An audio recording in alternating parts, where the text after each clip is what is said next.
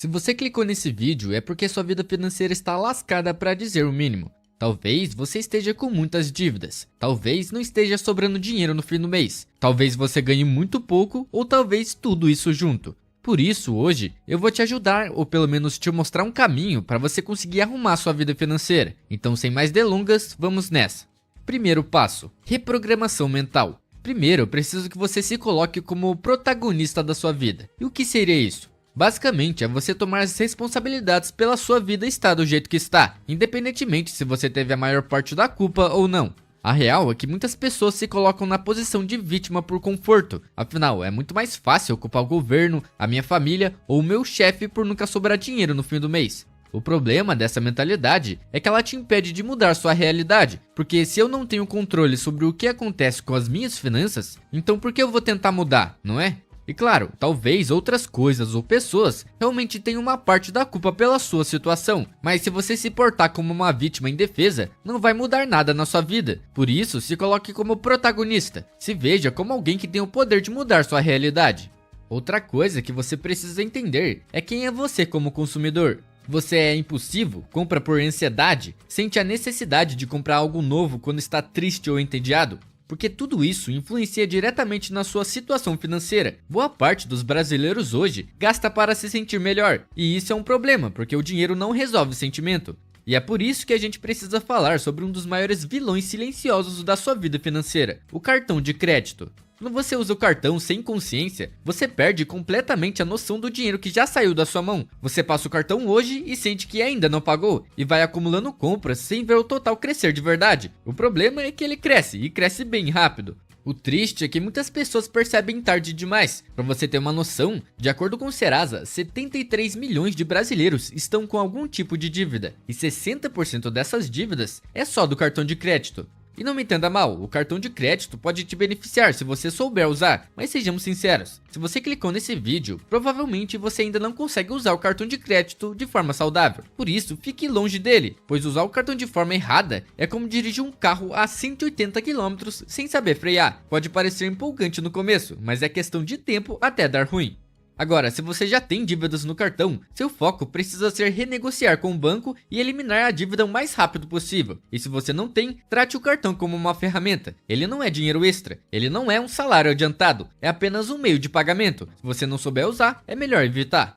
Então, se você quer começar a arrumar sua vida financeira de verdade, comece olhando para sua mente, seus comportamentos e como você lida com dinheiro no dia a dia. Só depois disso a gente vai para a parte técnica.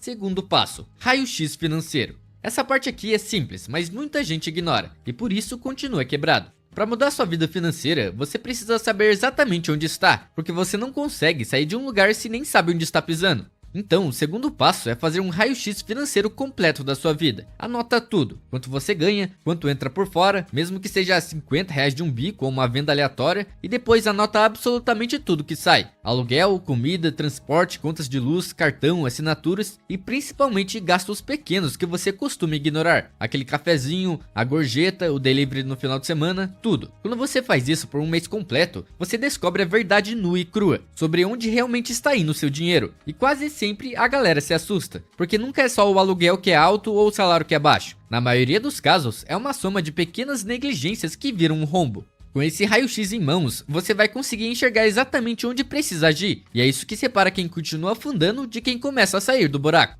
Nos próximos passos, a gente vai montar esse plano, mas antes faz isso, de verdade. Abre o caderno, uma planilha no Excel e anota tudo que você gasta nos próximos 30 dias. Esse é o ponto de virada para muita gente.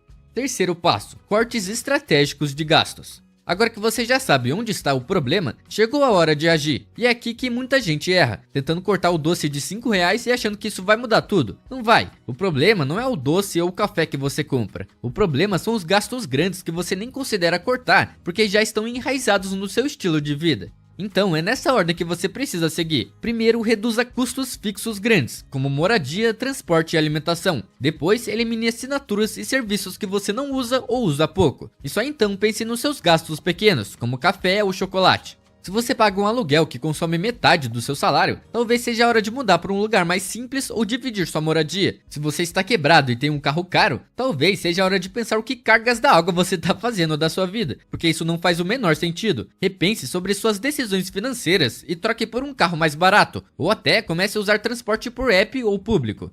Daí alguns podem dizer, mas aí eu vou estar regredindo na vida. E para esses eu falo, então continue fazendo o que está fazendo. Gaste mais do que ganha, não acumule riqueza com o tempo e verá seu dinheiro ser destruído pela inflação e as coisas ficarem cada vez mais caras, até você não poder mais financiar esse estilo de vida que tem. E adivinha o que acontece? Além de você ser obrigado a regredir na vida, você vai estar com um monte de dívidas nas costas, sugando seu salário, que já não é mais o mesmo por causa da inflação. No fim, são as escolhas difíceis que realmente vão te trazer um resultado de verdade. Já na alimentação, dá pra economizar muito se você planeja melhor. Cozinhar em casa, levar marmita pro trabalho, comprar em atacado, tudo isso ajuda. O que não dá pra viver é pedir no delivery e depois reclamar que não sobra nada no fim do mês. No final, cortar gastos não é sobre viver mal, é sobre fazer escolhas mais inteligentes. Isso é temporário. Você corta agora pra sobrar e investe pra nunca mais ter que passar aperto na vida. Quarto passo, monte sua reserva de emergência. Agora que você já começou a cortar gastos e tem uma visão real do que entra e sai, é hora de fazer algo que vai mudar completamente a forma como você lida com o dinheiro, criar uma reserva de emergência. Isso não é opcional, é obrigatório, porque sem reserva qualquer imprevisto vira uma crise. Você quebrou o carro, dá-lhe cartão. Perdeu o emprego, você vai pedir dinheiro emprestado. Teve um problema de saúde, se afunda no cheque especial. Isso acontece porque você não tem uma margem de segurança. Você está sempre no limite. E quem vive no limite, vive com medo. E quem vive com medo, toma péssimas decisões financeiras. Então aqui vai o plano. Comece guardando um valor fixo todo mês, mesmo que seja pouco, 20, 50, 100 reais, o que der. O importante é criar o hábito de guardar antes de gastar. Essa é a chave. Seu primeiro objetivo é juntar um valor equivalente a um mês do seu custo de vida, depois 2 meses, depois 3, e o ideal é ter pelo menos de 6 a 12 meses guardados num lugar seguro e de fácil acesso, como Tesouro Selic ou uma conta remunerada. É importante que você não coloque esse dinheiro na poupança porque ela rende menos que a inflação, e muito menos em coisas voláteis e arriscadas, como ações ou criptomoedas. É uma reserva, não é um cassino. E esse dinheiro vai te dar uma paz, porque quando a vida te der uma rasteira, você vai estar preparado. Então, se você ainda não começou, esse é o momento. Escolha um valor e transfira hoje para uma conta separada. Começa com o que tiver, mas começa. Isso é o que vai te tirar da corda bamba. Quinto passo, como sair das dívidas. Se você está endividado, saiba que você não está sozinho. Como eu já falei, mais de 70 milhões de brasileiros estão com algum tipo de dívida. E o que mais trava essas pessoas é o peso emocional que a dívida traz. Estresse, medo e uma preocupação constante. Por isso, aqui vai o plano mais direto e agressivo que eu conheço para quitar dívidas. E se você seguir ele, provavelmente vai quitar uma boa parte da sua dívida. O plano consiste no seguinte: por 30 dias, você vai viver como monge. Esquece conforto, esquece lazer e esquece luxo. Você vai cortar tudo que não for essencial e ao mesmo tempo vai fazer o máximo de hora extra, bico, freelance, vendas de coisas que você não usa ou qualquer coisa legal que te ajude a ganhar mais dinheiro nesse período. É uma operação de guerra, 30 dias de foco total. Você vai diminuir ao máximo seus gastos e aumentar ao máximo a sua renda. Toda a diferença entre o que você economizar e o que você conseguir ganhar mais vai ser usado para abater a dívida com maior taxa de juros, que normalmente é o cartão de crédito. Isso é uma estratégia de ataque, não resolve tudo de uma vez, mas vai te dar um impulso inicial gigante e, mais importante, vai te colocar em movimento. Se nesses 30 dias você conseguir juntar 300, 500 ou até 1.000 reais, já vai ter limpado boa parte da sua dívida mais pesada. E quando isso acontece, o alívio psicológico é enorme. Você para de se afundar e começa a subir. Eu sei, você pode pensar que isso é radical demais, mas uma coisa é certa, essa é a forma mais rápida de quitar ou diminuir suas dívidas. E quando estamos falando de dívidas, quanto mais tempo você permanecer com elas, mais difícil é se livrar delas. Outras opções envolvem fazer um acordo com o credor para a diminuição da sua dívida ou taxa de juros, ou fazer uma nova dívida com uma taxa de juros menor para quitar a maior. Por exemplo, se você tem uma dívida de 2.000 com 5% ao mês de juros, você pode contrair uma nova dívida de 2.000 com uma taxa menor que 5%. Essas também são opções que você pode seguir se você acha muito radical o plano de 30 dias. E depois que você pagar suas dívidas, aí sim a gente pensa em como crescer.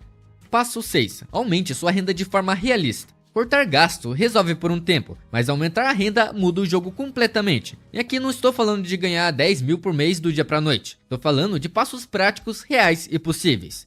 Primeiro, entenda que sua renda não vem só do seu salário, ela pode vir de outras fontes. Um bico, uma venda, um serviço, um extra no fim de semana. Então, comece listando 3 coisas que você sabe fazer. Pode ser cozinhar, escrever, cuidar de criança, limpar, fazer planilha, editar vídeo, cortar cabelo, qualquer coisa que for. Depois, veja o que dá para oferecer como serviço dentro da sua realidade. Pode ser no seu bairro, na internet ou para conhecidos. E não subestime o básico. Tem gente ganhando dinheiro vendendo bolo, cortando grama ou montando armário. Segundo, use a internet ao seu favor. Hoje você pode ganhar dinheiro com coisas simples, como vender no marketplace do Facebook, divulgar serviços no WhatsApp e Instagram, usar plataformas de freelance online, enfim, tem muitas opções.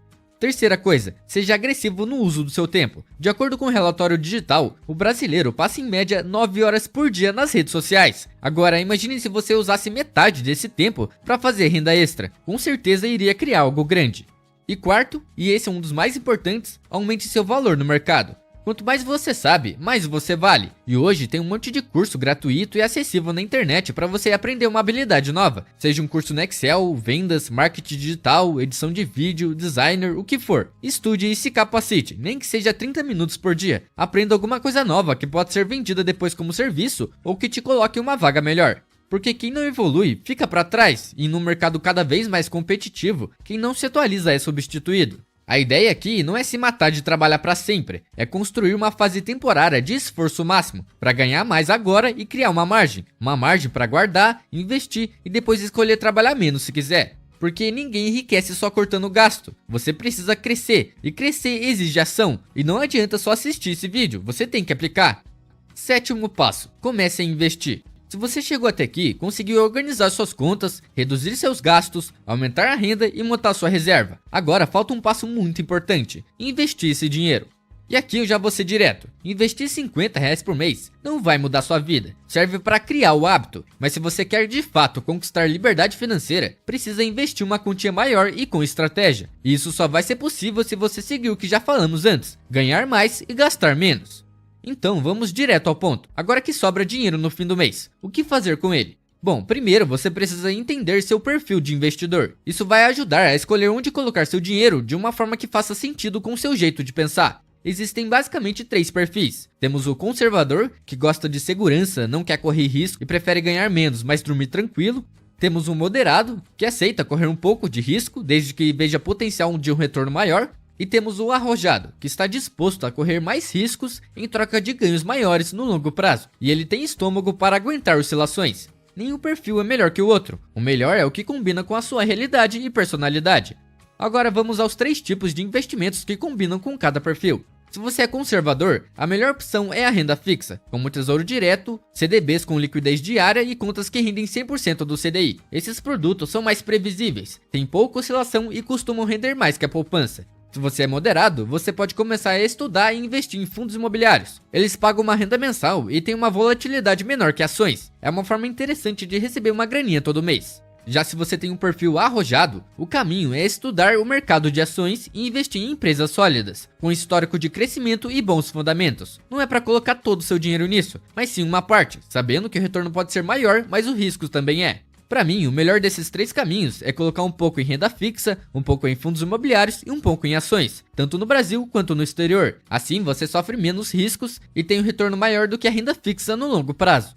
Tá, agora quanto eu preciso investir? A base que eu recomendo é aplicar uma divisão 75-15-10. Ela funciona assim: 75% do que você ganha vai para despesas essenciais, como moradia, transporte e alimentação, 15% vai para investimentos e 10% para sua reserva de emergência ou imprevistos. Se você hoje ganha 3 mil, por exemplo, 15% seria R$450 por mês investidos, e aí você distribui esse valor de acordo com seu perfil. Mas antes de tudo, é essencial que você entenda o que está fazendo. Invista seu tempo em aprender, leia, assista vídeos e entenda os produtos. Porque o maior erro é investir no que você não conhece. E outra coisa que você precisa saber é que você não precisa ter pressa para enriquecer. Investimento é uma maratona e não uma corrida de 100 metros. Quanto antes você começa, mais o tempo trabalha a seu favor. Seu dinheiro precisa crescer enquanto você dorme. Esse é o caminho para a verdadeira liberdade financeira. Bom, meu nome é Felipe e se ficou até aqui, comente "Eu sou o protagonista". Vou ficando por aqui e espero que tenha gostado do vídeo. Nos vemos na próxima.